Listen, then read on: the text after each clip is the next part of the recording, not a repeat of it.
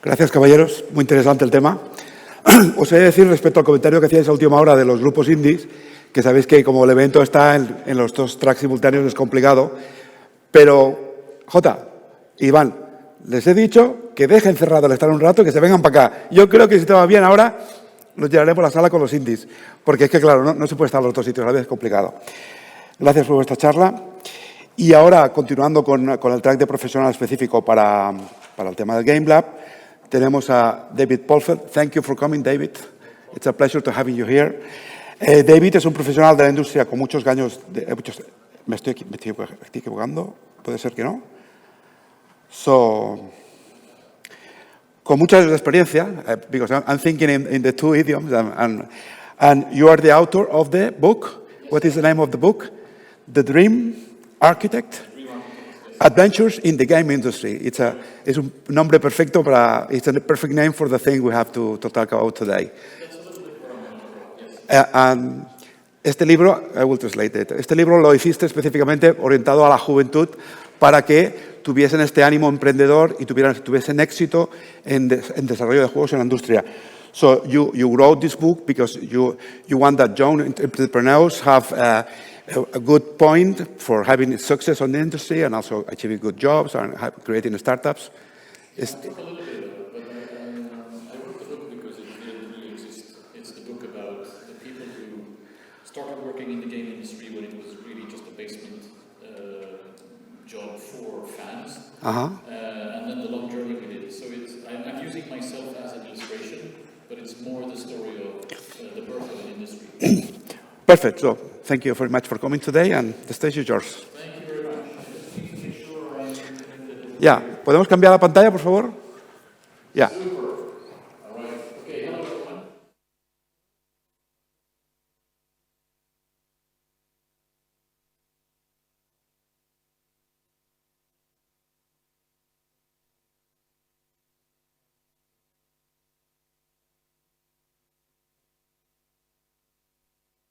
Blue eyes and look like a big Viking, but I'm really proud of my Mediterranean heritage. So what I'm going to talk about today is a story, which is a story of a person in the video game industry, in this case myself. It could have been a lot of other people. I've met many people who've been in the gaming industry for 25 years like myself, and most of us share similar experiences. And then I'm going to look at that same story again through a different light. And don't worry, it's not as long. It's really just one slide where I shed some different light on what I just told you in the first part. And then at the end, I attempt some conclusions.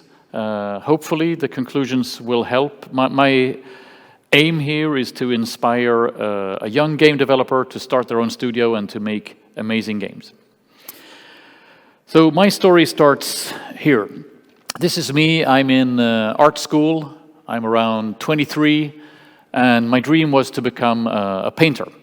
And I was fortunate enough to come into one of Sweden's best art schools, and I got a master's degree in fine arts, so I learned all sorts of useful things like oil painting and marble sculptures and copper etching and other skills that I still believe are absolutely wonderful. And this is some of my work. I did a lot of acrylics mixed with aquarelle. I was very interested in patina, so aging. So I applied a lot of techniques to artificially age the work I was doing to create a kind of a history in the work. So a lot of this is really just created by sandpaper. So good old sandpaper applied on acrylics. And during my time in art school, of course, there was a room with a bunch of computers. And like all other people around 23, I enjoyed playing games.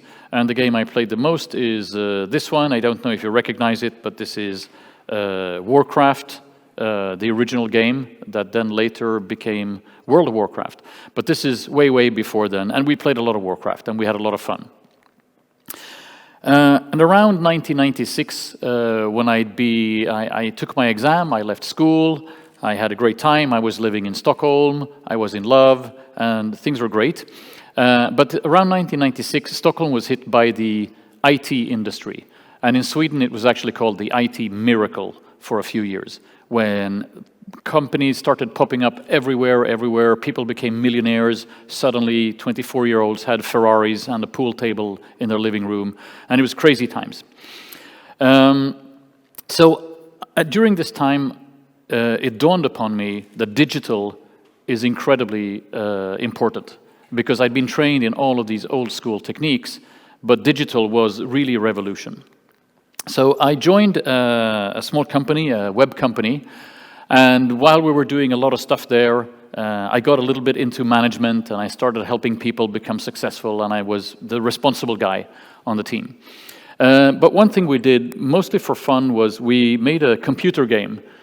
And, well, you can't see a lot of it, and it's really just a few pixels. But if you imagine that the pixels on the left there is a bear, and the pixels on the right is a human who gets killed by the bear. And this was really just stupid commentary on a journalist who wrote a really, really nasty article about another person who couldn't defend themselves. And we decided to make a video game where a nice, cute polar bear shoots the journalist. And we thought it was hilarious. But what happened was that this game made the headlines in Sweden. So the headline is super dramatic. The headline is Icon, which was the name of the company, attacks with a computer game. So they thought we were literally trying to attack free speech and the journalist's right to express their opinion, which of course we didn't. We were just a bunch of dudes in a basement. We didn't even think about the consequences of what we were doing. But because of this game and because of the attention it got, we got funded, and we started a game studio. So this is me and my buddy Kim and Don and my dog Maltsev, named after a Russian hockey player. And this is what it looked like, making computer games in those days. You'd sit, you'd have a meeting, agile process, exactly. You come up with a bunch of ideas in the morning, you start trying, you build something, and then you play test, and then next morning you have another meeting and you realize some of your assumptions were completely wrong. You abandon them, some of them were completely fantastic, so you build upon them. It wasn't really hard to make games in those days. You could make a game with 5 or 6 people, or even Kim and I made a bunch of games with just 2 people. So we did simple games. This was an advertisement for a tennis tournament that was sponsored by BMW. So they wanted a tennis game on their homepage. We did something which was a fantastic recruitment game. We won a lot of awards for this. We called it the Nerd Olympics. But what it really was that the machine, CPU code, would type out programming language sentences. And then you had to copy it as fast as you could. And the simple assumption was that if you can understand all of the complexities of writing code quickly, you're probably a good coder. So this was actually a recruitment tool to identify good coders. And through this game, Nerd Olympics, we hired a bunch of good coders who were consistently at the highest level, the high scores, not because they were actually coding, but because they were hacking the game, which is a different kind of coder skill, but nevertheless, they were great coders. And this is another advertising game. It's a pipe dream game for a Swedish company that produces milk and cartonnage. So we were doing this, and we learned how to make games. And in the end, we ended up making more, I think Commandos is a Spanish game, actually, from the beginning, but we made Commando-styles game. With more action, more adventure, more traditional themes, activate the GPS beam on the military containers, and so on. So very classical adventure games. Around 2004, I got headhunted by a guy. So in Malmö, where I lived and where we were working, there was a king of Malmö called Martin Wolfish. And he wasn't really the king of Malmö, but he was the king of video games in Malmö. When we had 7 people and we were making small games, he had 40 people and he was making big games. So everyone thought of him as like the big Steve Jobs of our city. And Martin really liked me, so he decided to headhunt me and bring me over to his studio, which was called Massive Entertainment, which was, of course, a direct reflection of his own dreams. He wanted to create an empire. And I think if anybody called him Steve Jobs, he would say, exactly, I'm that kind of guy, except in Malmö making video games.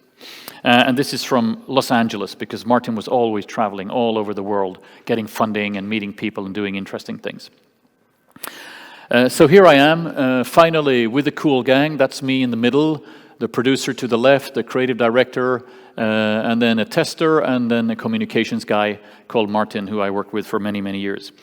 And this is when we went to road shows, showing off a game called Whirling Conflict, which was made by Massive, a RTS game, real-time strategy game, but it had first-person shooter controls. So it was considered to be quite revolutionary. Incredibly difficult to make because the first-person controls allowed the player to move very quickly through different camera angles, which put a tremendous pressure on the rendering of the game.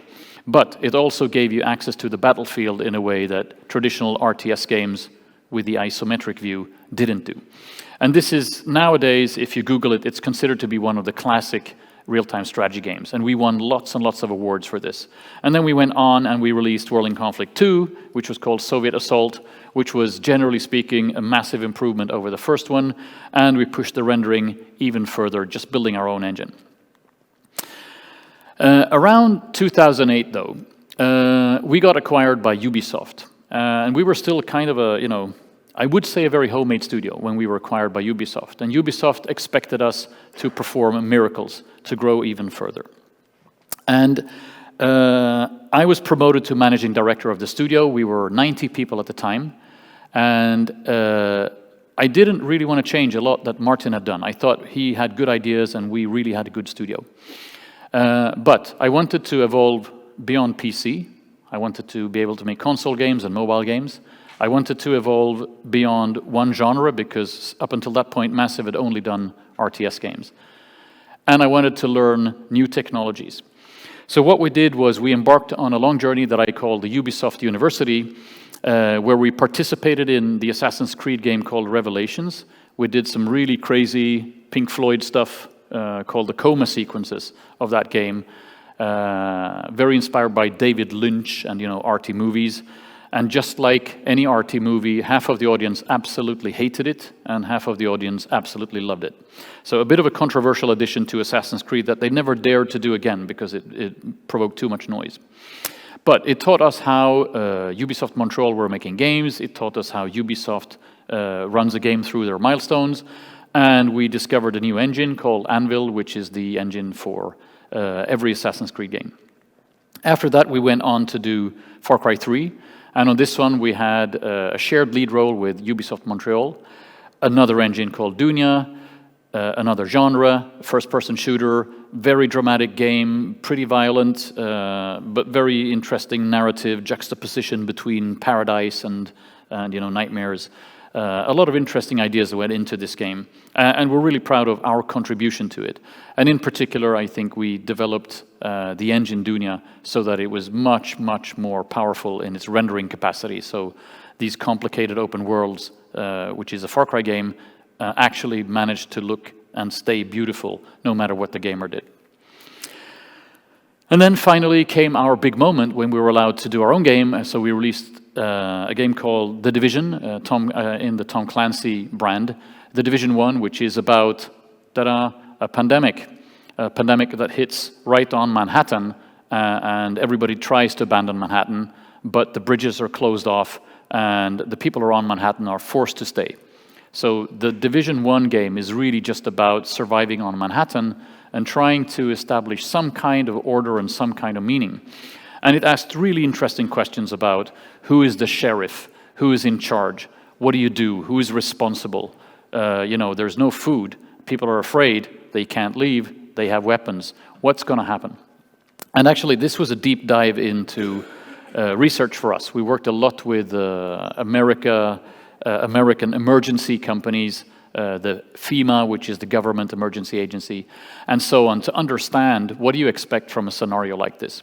And ultimately, the Division 1 became a very important question before Donald Trump about who has the right to talk on behalf of America. And it was great, and we loved it, and it resonated well with America, and it became very quickly the fastest selling game in Ubisoft's 30-year history. So beautiful, but also profoundly interesting in a philosophical way about right or wrong. In hindsight, it looks a bit weird that it's about a pandemic. It looks a bit weird that it's about the voice of America, especially with still ongoing with the January 6 hearings. But we didn't know any of that. We just thought of this as an adventure. From there, we went on to make The Division 2, which is a little bit better, and it sold a little bit better than the Division 1, which is already super successful, where we moved the pandemic all over to Washington, and it became really a battle for control over America and the American soul. Around 2016, I got to know this man, John Landau, who is James Cameron's producer. And James Cameron is the movie director and writer of a lot of movies. But more specifically, Avatar and Titanic, which are two of the most successful movies made in the history of mankind, actually. And both of them were produced by John Landau, who is a friend of James Cameron. And we met in different occasions. We kept talking. And at some point, this evolved into a question from their company, Lightstorm, where they said, you know what, we're working on Avatar sequels, and not just one, we're working on 4 movies. This was secret at the time. And I said, could you imagine making a game that accompanies the releases of our Avatar movies, and not just one of them, but all of them? And this became an incredibly complicated ask, a very complicated negotiation. But in the end, the contract is signed, we're working on it. The movies are not out, they're all delayed because of the pandemic. The game is not out, also delayed because of the pandemic. But this is a screenshot, no edits, from the game. And of course, one of the things you'll have to do in this game is get your own Ikran and tame it.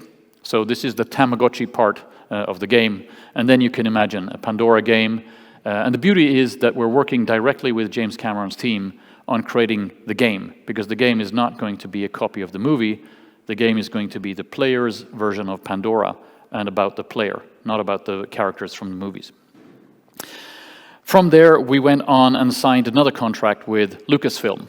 And you might know, or you might not know, but EA purchased the exclusive right to make Star Wars games for a decade.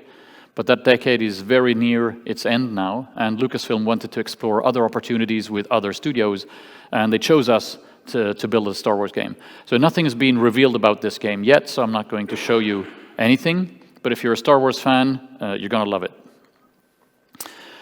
So I participated in a lot of projects, and I don't actually count, but somebody did the counting for me and said that I've been working on or in charge of projects that have sold, not free to play, sold over 60 million copies.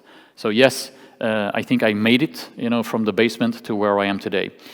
And in the end, I wrote a book about it that we talked about just now called The Dream Architects, which is about this journey, but I'm trying to explain why it can happen to someone. It's not really a book about me, I would say. And the best review I ever got of this book was from a guy called Chris Sigety, who is one of the original members of Blizzard, one of the guys who created Blizzard. And he said, when I read your book, I realized it's my story. And that made me really happy, because that's the book I tried to write. It's our story, it's not mine.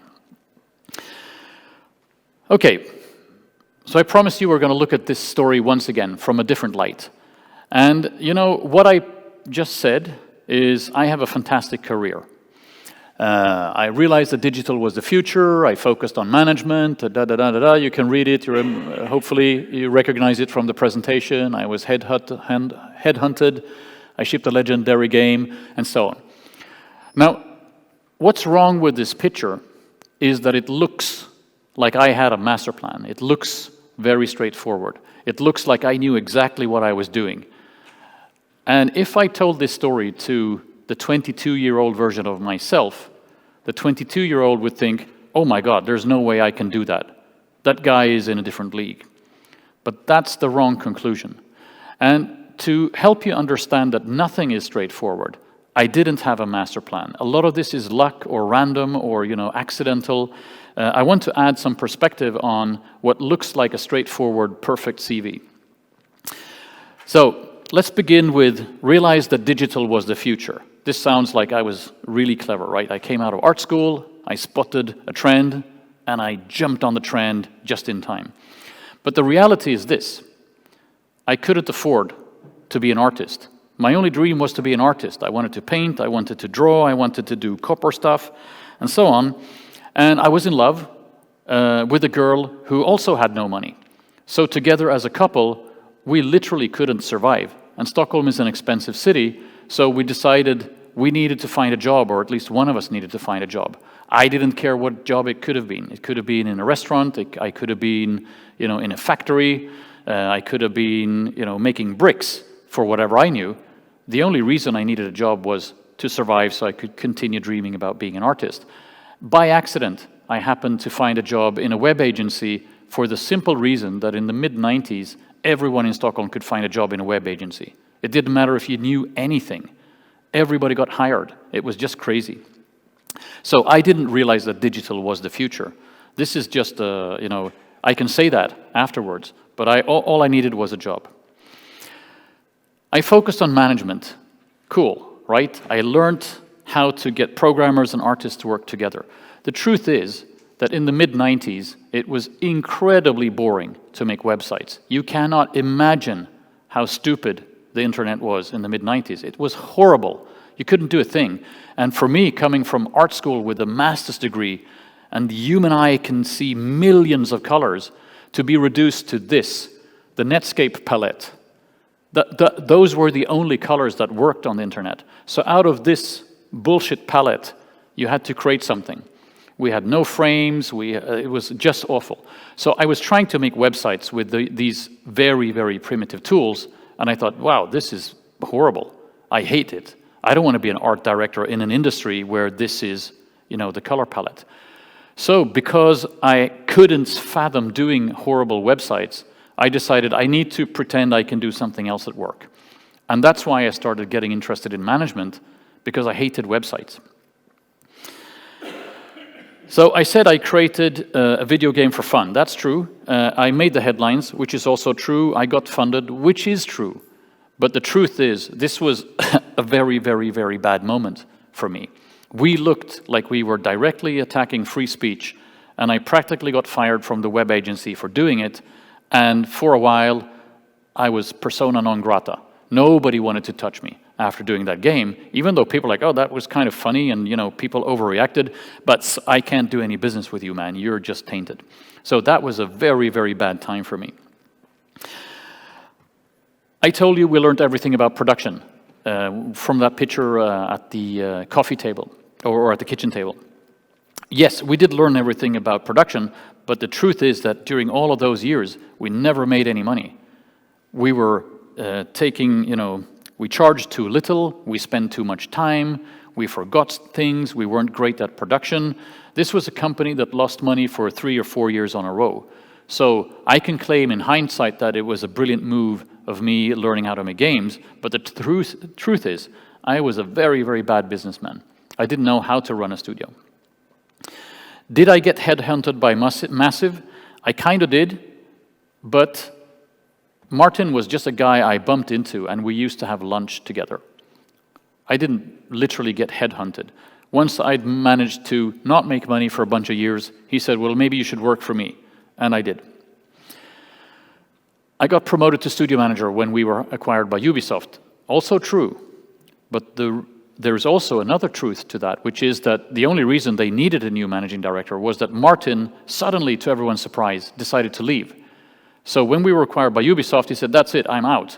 And everyone was like, oh, wait, hang on, this is our big chance. And then it's like, oh, God, what are we going to do? That guy, take him, turn him into managing director. That happened to be me. So there was no logic, there was no plan. I never wanted to be the managing director. I had never even thought about it before it happened. So yeah, in hindsight, we can make it look pretty, but it was a desperate move by a company that just had acquired Massive and lost their biggest guy. We signed Avatar, and this is, you can tell the story like that. I befriended John Landau, we got really close, and we met for years, and then at some point he asked me about Avatar. But the key moment had nothing to do with business. The key moment had nothing to do with planning or intelligent thinking. The key moment was when he brought me over to their studio, or their lot, where they make movies in Hollywood. He showed me a photo, an aerial photo, of the studio. And I said, yeah, this is what it looks like from above. And at that time, I happened to be interested in solar cells for my own house. A small house, but I thought maybe I can, make it cheaper if I have solar cells. So the one thing that I commented upon when I saw his photo was, oh, you got solar cells. And then he looked at me and he said, aren't you going to ask me about famous people? I said, oh, aren't you going to ask me about money? Aren't you going to ask me how much it costs? And I was like, oh, I felt so stupid, right? Aren't you going to ask me about when James Cameron is here? And I was like, oh, this is confusing. I felt like I had failed the test. But what it was John Landau recognizing that my focus was on things that work, on things that are important, like solar cells. I didn't think about famous people. I didn't think about money. I didn't think about James Cameron. And to him, this was proof that I was somebody he wanted to work with. After that, he'd made up his mind that this guy has the right focus. Honestly, no plan, complete accident.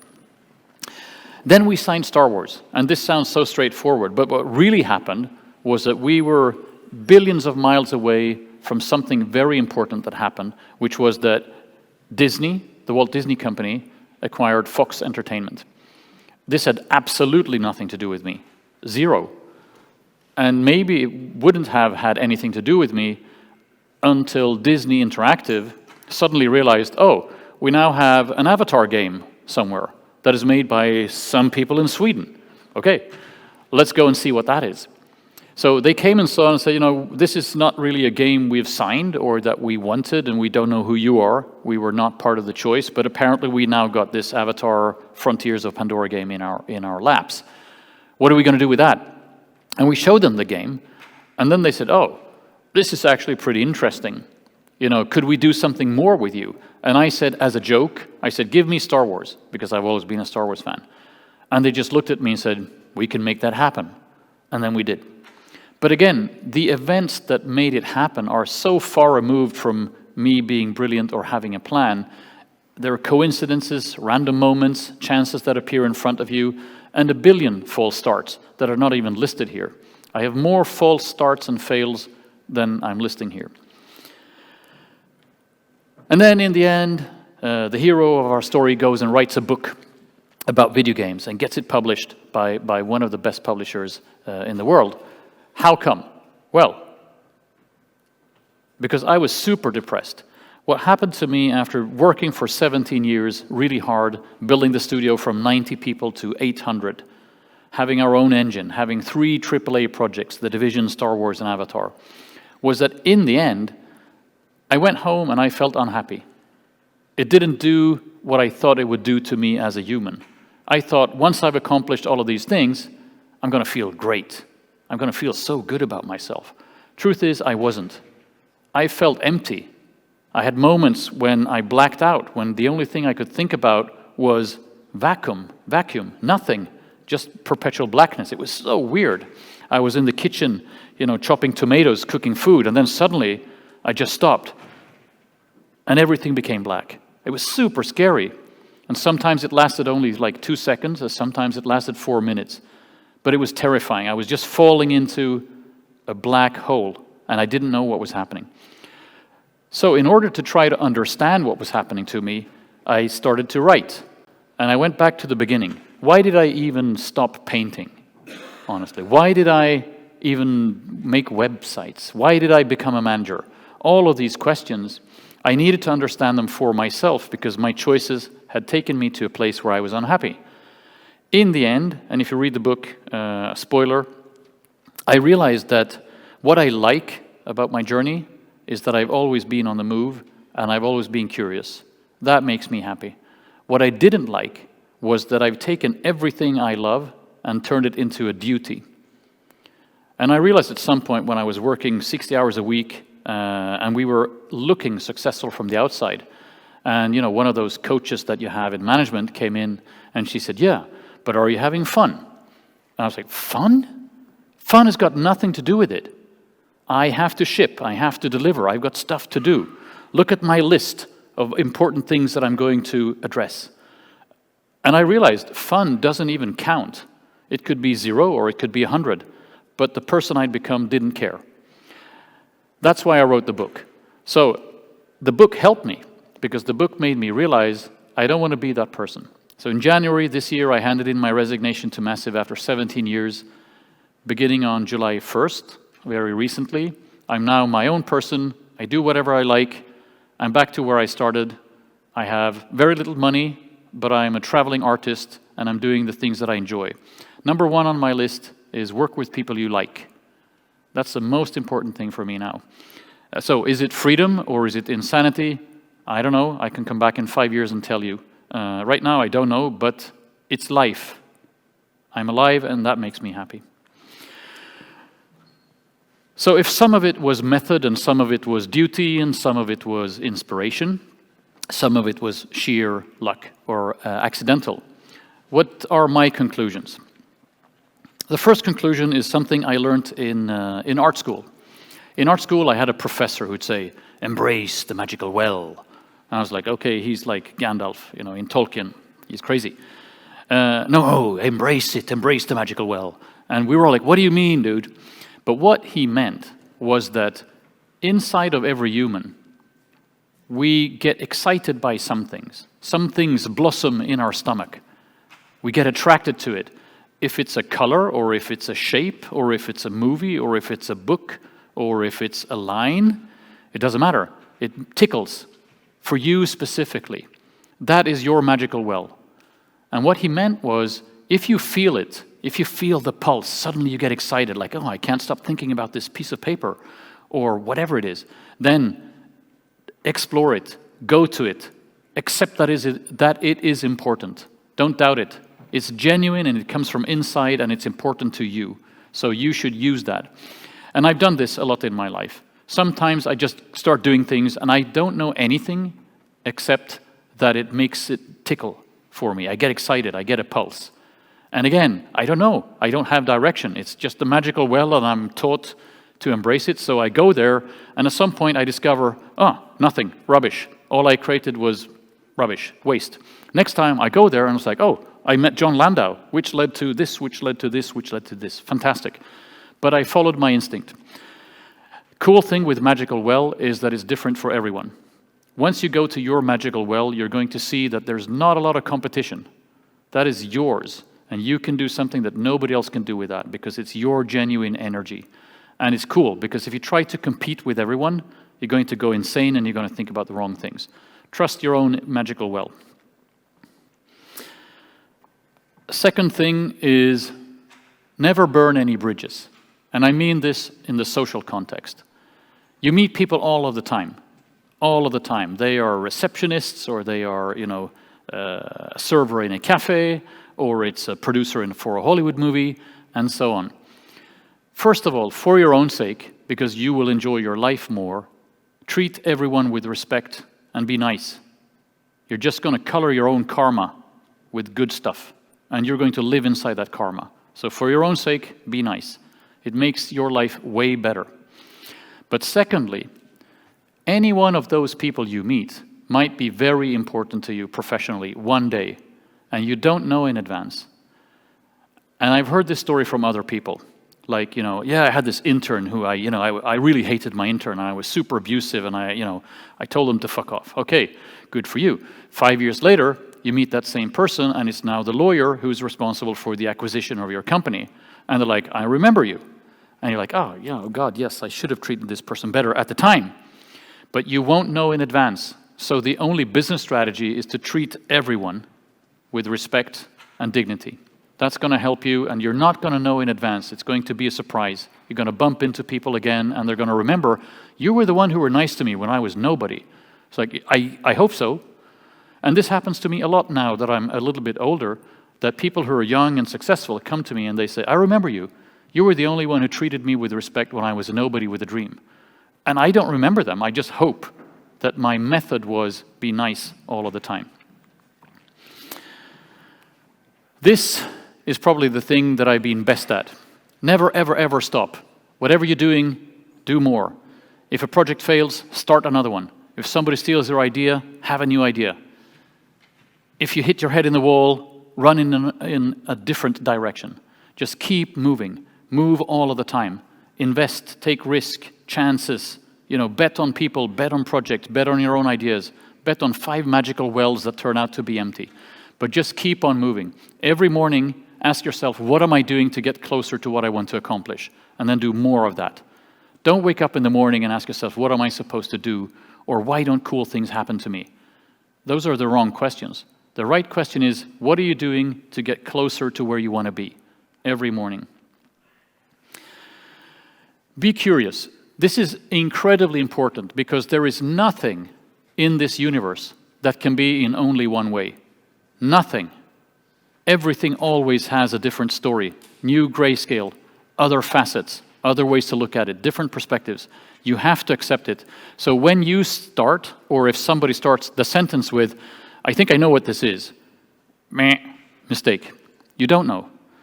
Or when somebody says, this can only be, and it said, no, there's nothing that can only be in one way. Everything can be in many ways. So when you meet people, think of every person as a person who has an important piece of your puzzle. And the job of that conversation is to find out. So don't talk about yourself. You already know yourself. You're already spending way too much time with yourself in your own head, and you can't escape. So every time you meet a person, think, how can this person help me see the world in a different light? What can this person teach me? And again, it doesn't matter if it's the janitor of your company. If you talk to the janitor and you're curious, you're going to discover that that person has an important thing that is important to you.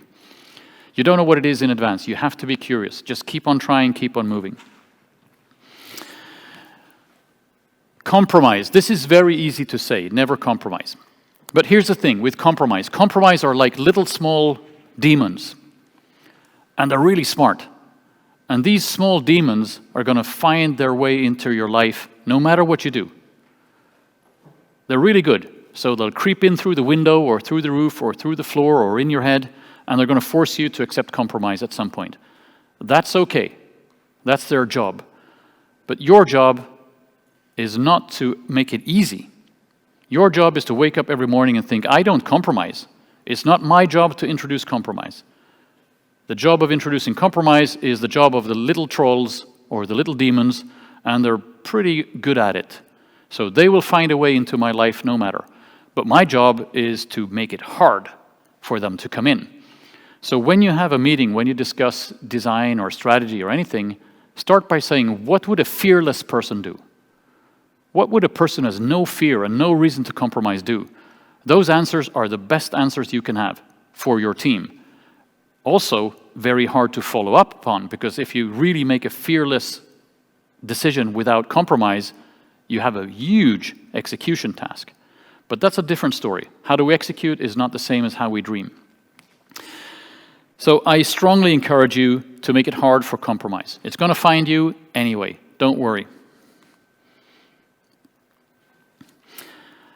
So often when we talk about chances of success, like, oh, I'm going to start my own video game company, or I'm going to become a professional athlete, or I'm going to marry the most handsome man in the world, whatever you want to dream about, we also recognize as humans that the chance of succeeding is quite small. Most people find that daunting. Most people find that uninspiring and frightening. Like, oh, if I only have a 3% chance to succeed, come on, I don't feel like putting in the energy into it. I would propose that you can see this differently. If the chance to succeed is only 3%, it means you have to be brilliant. And that's fantastic. If the chance to succeed is 97%, a dog or a monkey can do it. And I want to be better than that. I want to be more advanced than that. I want to be more sophisticated than that. I want to try the things that are hard, because it means if I succeed, I'm fantastic, and I work with fantastic people, and we're doing fantastic things. So when the chance to succeed is small, think of it as even that you're looking at it is flattering. Even that somebody would consider that you can deliver something that is so hard is really flattering. Or that person you want to go on a date with, they might be considering it. You might only have a 3% chance to succeed, but it's flattering that they're even considering it. So it's a cool position to be in. Don't let that 3% scare you. Think of it as, you're the fine wine. You're not the cheap wine. You're the special, the best, and you have to be great all of the time. It should be inspiring. And this is something that I talked a lot about in my job, which is dream big and then wake up practical. Dream big. Allow your dreams to be crazy, visionary, impossible, whatever you want to dream about. The job of a dream is to be big and important and visionary. The job of a dream is not to be realistic and feasible and practical. So you look at the dream and you say, your job is to be crazy, to go overboard and to think that everyone in the world could be happy. That's a great dream to have. Next morning when you wake up, you have to look at that dream and say, ooh, it's big, but I'm not debating the vision. I'm now going to think about how to actually accomplish this big dream. And you have to go through this plus and minus loop all of the time. Dream big, think practical. Dream big, think practical. But don't let the practical side of you kill your dream, because that's the worst. So the dream always wins. If you have a challenge where it's a 50-50% choice, let the dream win. It has to, because the dream is aspirational, it goes forward, it's optimistic, it's hopeful, it believes that you can be fantastic. The dream has all of the good stuff. The practical is practical. So with that, I want to wrap up. Hopefully we have some questions. I'll try to answer them to the best of my ability. But I hope I shared some inspiration and some clues on how to become a great creative, especially if you're young and aspirational. I say go for it. You can do it. Thank you very much.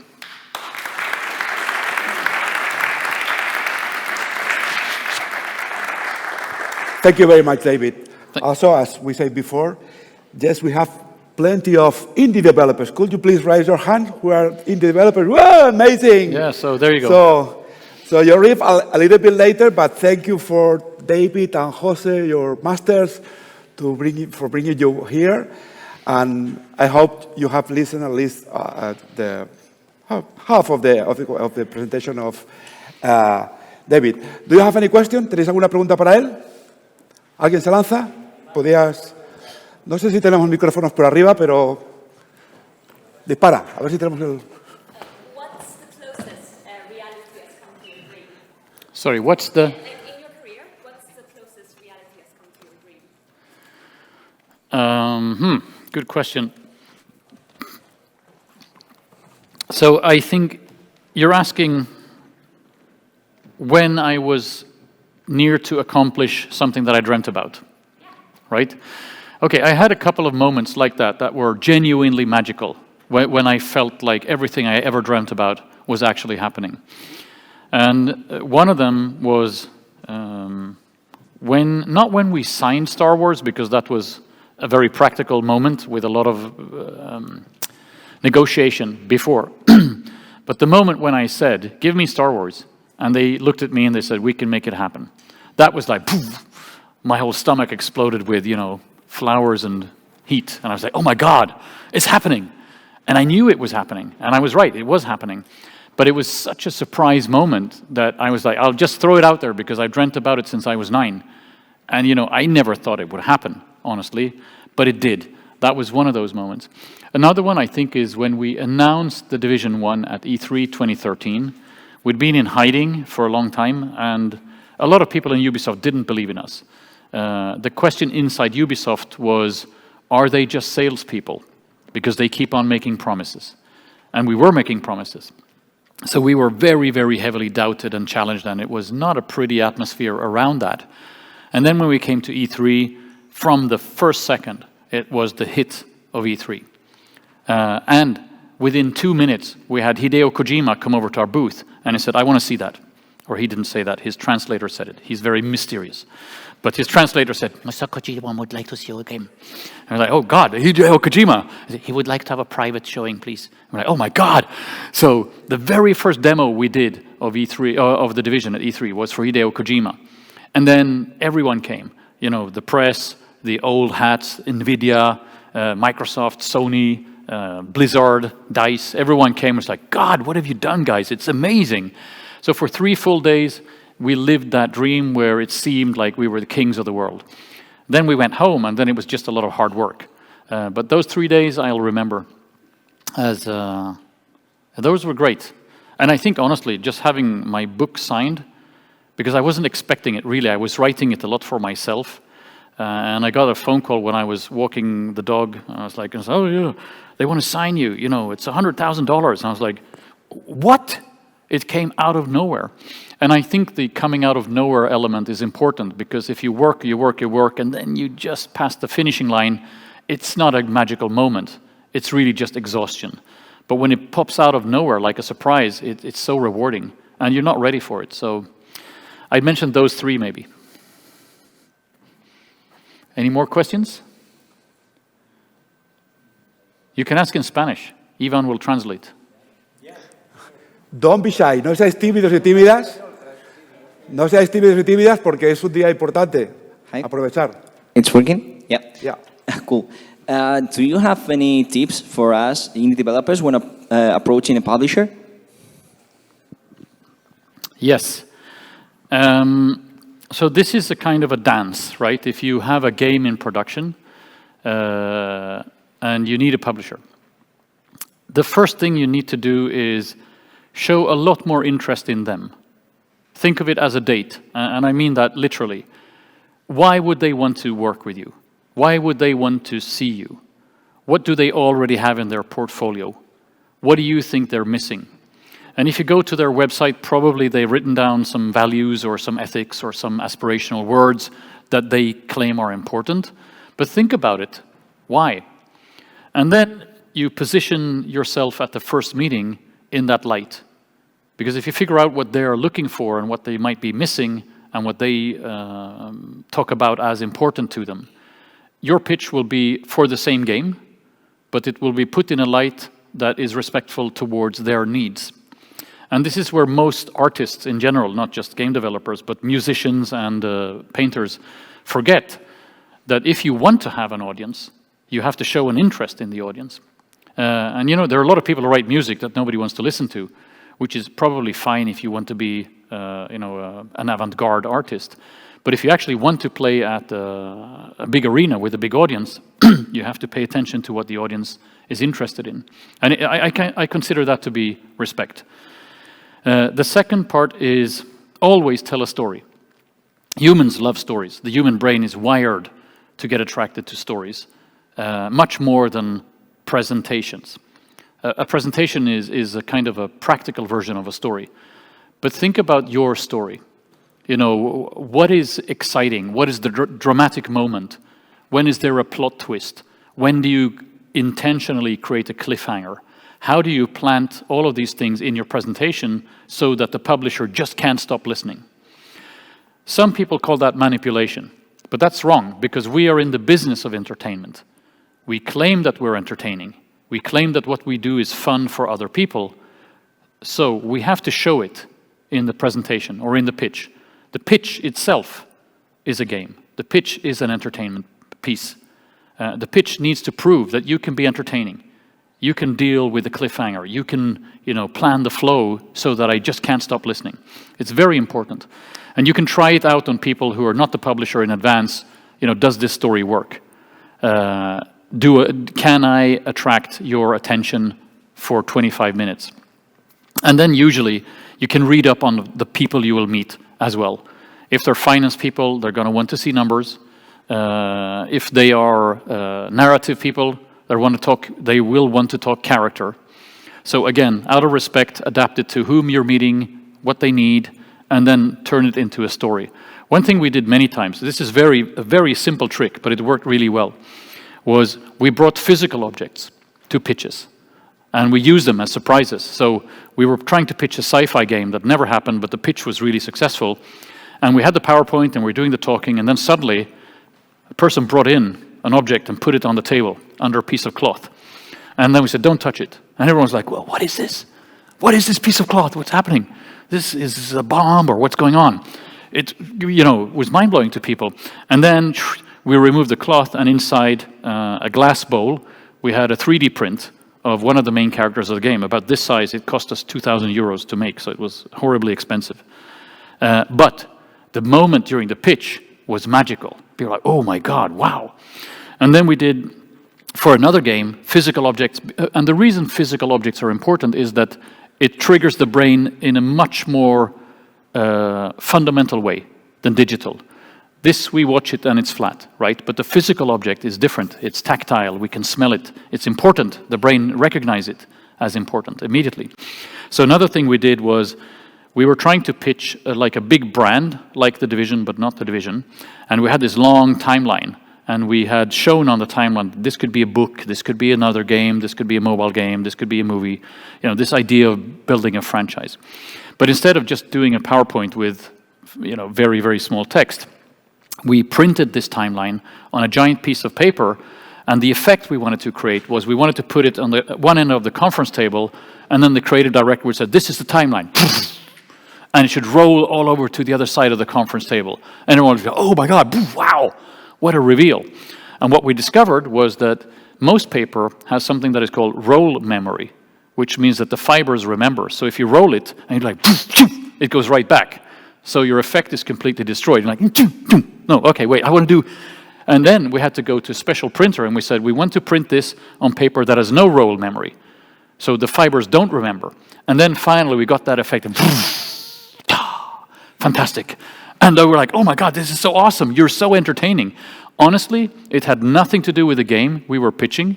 It was just showmanship, but it proved that we're in the business of show business.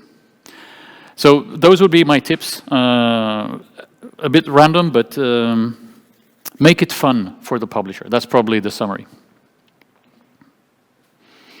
Other questions? Yes? I think that working in a huge company as Ubisoft has to be a dream and a perfect moment to improve yourself, and you have some really good times of joy and of success and celebration. But hi. But how do you raise back up after a huge failure?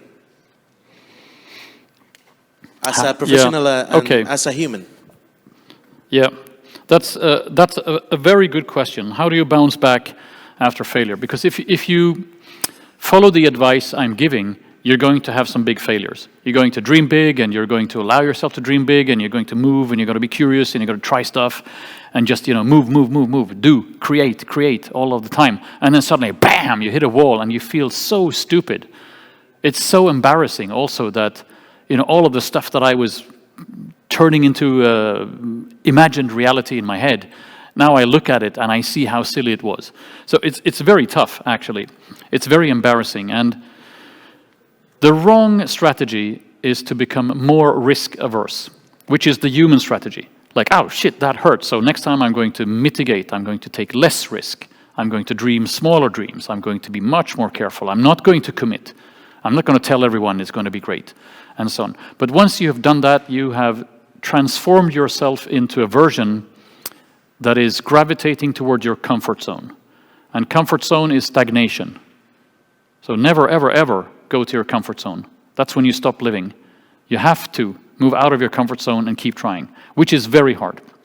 So as a human, what you need to do that is, first of all, you need the conviction that it's better to be embarrassed by dreaming big than to not dream. That's my conviction. So you go back to that and you say, at the core of who I am and at my heart, I believe I'd rather dream big and look like a fool. I think it's more fun. Okay, so that's my conviction. But what you need is friends and family who also accept that that's who you are. Because you cannot pick yourself up alone when you hit the wall big time.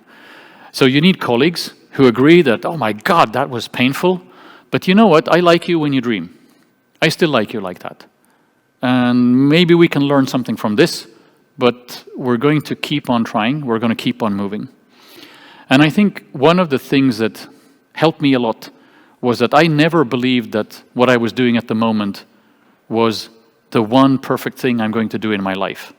I always believed that what I'm doing at the moment is a part of a bigger puzzle. So if it turns out that it was a broken part, it's not really the end of the world. It was a part that looked like that, and an adventure that looked like that, and I can accept it as a loss. Like, ah, shit, okay, but it's not really like my only idea. So you need to be attached to your ideas, but you need to realize that it's probably not the only good idea you're going to have in your life.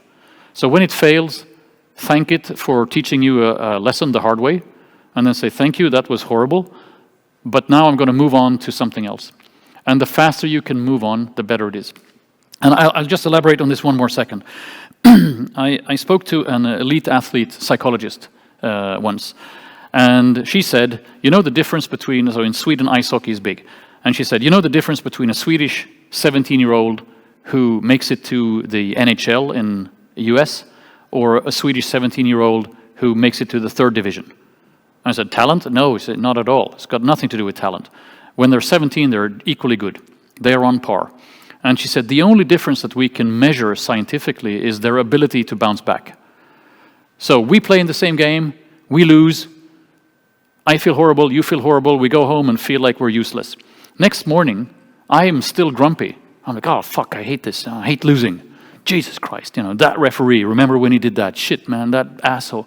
That's what I'm doing. But you have already bounced back. So you're the guy, you're back on the ice, you're skating, you're learning how to shoot. You think, I have to score. It's my job, so I'm going to learn how to score. So 1 practice, no difference. 2 practices, no difference. But 5 years later, you're going to be in the NHL. And I'm going to be in 3rd division, still being grumpy about things. So the difference is your ability to bounce back fast. And you have to think of that, because you're going to sit, I mean, you and I will want to complain. We're going to be there with our coffee mugs in the morning, say, I hate losing. Fuck, it's not my fault. No, it's not my fault. It's everybody's fault, except mine, etc. That's what we want to do, because this is a human thing. But the person who can say, you know what, fuck it, let's move on. This is not who we want to be. We don't want to be the grumpy losers. We want to be the people who magically bounce back. So how can we do that? And if you're a manager for a company, you have to say this to people, because the basic reaction of a Homo sapiens who is failing is to get stuck and to become afraid. So as a manager, you have to say, we're the people who bounce back. We're the people who magically find new solutions when there appear to be none. How are we going to do that? You, and you. How? 40 minutes from now, will we be the people who bounce back? Let's talk about that. And then people are like, oh, well, in that case, I might have a small idea that, you know, I was too ashamed to mention 5 minutes ago. Yeah, okay, now you're bouncing back, so let's use that. Embrace that energy and turn people around. So I don't know if it helps you, but again, it starts with your own conviction. If you believe that you can bounce back, then bounce back. If you don't know that you can bounce back, then hang out with people who know that you can. I think there's time for one more question, and then... Another one. ¿Otra pregunta? Aprovechar. Hace tiempo que no tenéis en el escenario tanto conocimiento de juegos, juntos, y todavía tenemos otro ponente muy importante. ¿Alguna pregunta más? ¿No? ¿Seguro? ¿Sí? ¿Sí? ¿No? No. Okay. Okay, here's one. You want ¿Sí? the mic? ¿Tú te lanzas? Aquí, el micro. Wait, there's a mic coming. You're now on stage. Bam! Hello. For you, what are the fundamental keys to have in a demo, to have a good demo? A good demo. Very, very, very pertinent question. A good demo is focused on gameplay. Because interactive entertainment is ultimately a toy, where you touch buttons or keys or a screen, and something happens inside the game. This is the part that the demo needs to be focused on. What do I press? What happens? What happens if I don't press? It's really, really 100% focused on the game mechanics. And it's better to have a 40-second loop that is really fun than a 7-minute demo with story and cutscenes. And it doesn't sound right, because if you're a young studio, you want to prove so many things. You want to prove that you can make beautiful games, good characters, good story. You have to prove that, but the demo should be playable. And make it playable as fast as you can. And to pick up on what Coburn said before, you need to have an iterative process on the demo. So if it's simple, it's actually quite good, because then you can test it and refine it and test it and refine it. Most publishers will accept a very simple demo if you put on the nice show with a PowerPoint presentation and some sculptures, and then you say, actually, the demo is ultra fundamental. It's entirely focused on the core gameplay loop. Most publishers are going to say, fine, sounds good to me. And it's also intelligent, because it means that you invested in the right things. Opposite, reversely, if you don't have a good playable demo that you think is fun, you probably don't have a good game. You probably just have something that is happening in your head so far. So go back and work on the demo until you think it's fun. Until you're like, oh, this is so cool. You know, I can do this, I can run, I can jump, I can shoot, I can dance, whatever it is you want to do, and you feel the pleasure. Because games are tactile also, right? You touch. And if it's not fun to touch, it's not a fun game.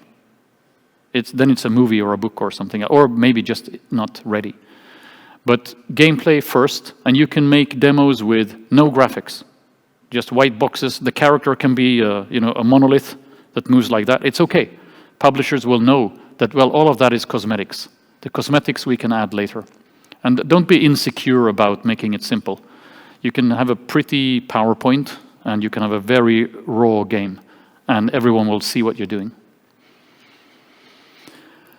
Okay, thank you very much for having me. I'm very happy to be in Tenerife for the first time in my life. So I'm now going to explore the city and discover the wonders of your island. Thank you very much.